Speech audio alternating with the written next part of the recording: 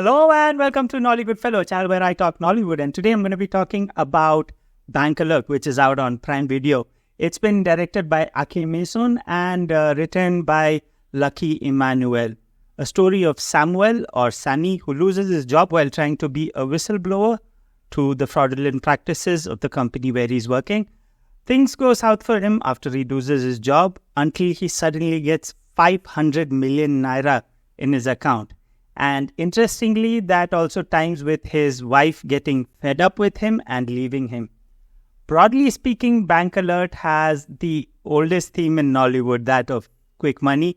And in terms of the treatment, it is a very common treatment that is seen in Indian movies, where it goes from comedy to emotion to drama, and it all culminates in a fight scene. And it is so Indian that even the action at the end is shitty. But despite all the familiarity, the movie does bring a certain freshness to it. And that is very well done. Like in most quick money related movies, there isn't a good explanation for where the money comes from. But here, there is a good explanation. It is believable to a certain extent. And it's funny at it as well. Talking about funny, that is one thing where this movie stands out.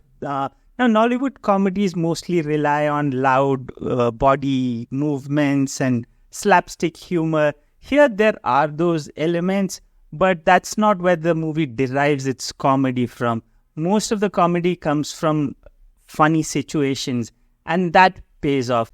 The situational comedy goes a long way. Sarcastic comments from the protagonist's lawyer friend are hilarious, and I really think that Nigerian sarcasm is something that filmmakers should tap more into because it is unique and it is very funny.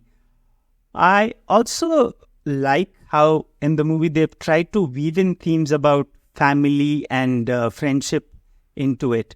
The movie also scores high in the depiction of the lives and the city. But on the flip side, like I've already said, the action at the end was very badly done. And that is despite having a pretty interesting reason to have a fight sequence at the end.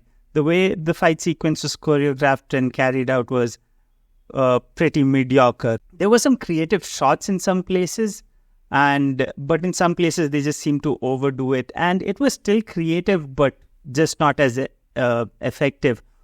Also, in terms of the storyline and the way the movie progresses, there are certain points where some plot points are just forgotten or, left for later. Like a man just wins the money and suddenly he's forgotten his wife and he's just out frolicking and gallivanting. The funny thing about that word is that I don't know any other way of pronouncing it because I've only heard Nigerians use the word gallivanting. Anyway, and there's one more problem I had with the movie. Now, I don't know who's at blame over here, but the subtitles were ill-timed. They were a bit too late. And the movie has a lot of Yoruba. It has Pidgin. It has Jamaican Patois. So the subtitles do play a key role. And also, there's a lot of comedy. So timing is key. And the mismatch in the timing of the subtitles was a bit of a letdown.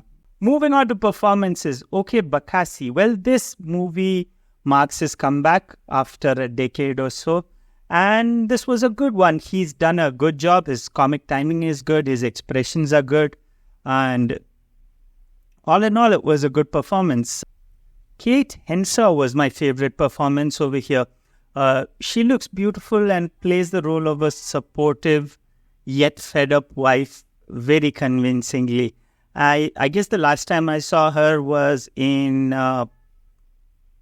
Soul Sisters, Blood Sisters, and over there she had more of this stuck-up character. It was quite a good contrast from that. Talking of contrast, Kanayo, K-O-K, has quite a contrast from the recent hit Afame Funa.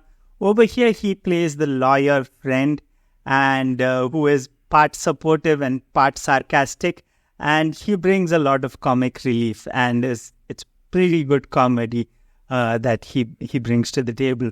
Uzor Arukwe as the gangster has also done a good job.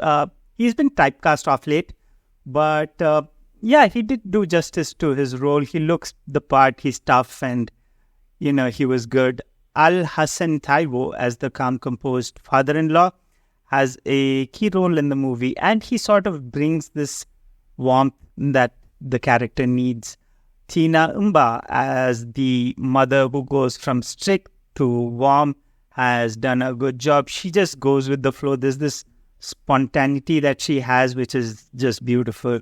Bolanle Ninalowo as he plays this character of Janta, who is the protagonist's cousin, who is also a gangster, and he comes up with this fake Jamaican accent, which for some reason was something I found hilarious. In conclusion, I'd say that in the past month or so, Prime Video has just dumped like loads of Nollywood movies, and this one definitely stands among the best ones. It's funny, it's entertaining, and all in all, it's a pretty good family film. If you haven't seen it, do watch it. If you have, do let me know what you thought about it. And do leave a comment or two. Do like, share, subscribe. If you have any other movies you want me to talk about, do let me know that. Until next time, this is me, Nolly Goodfellow, signing off. Thank you. Ciao.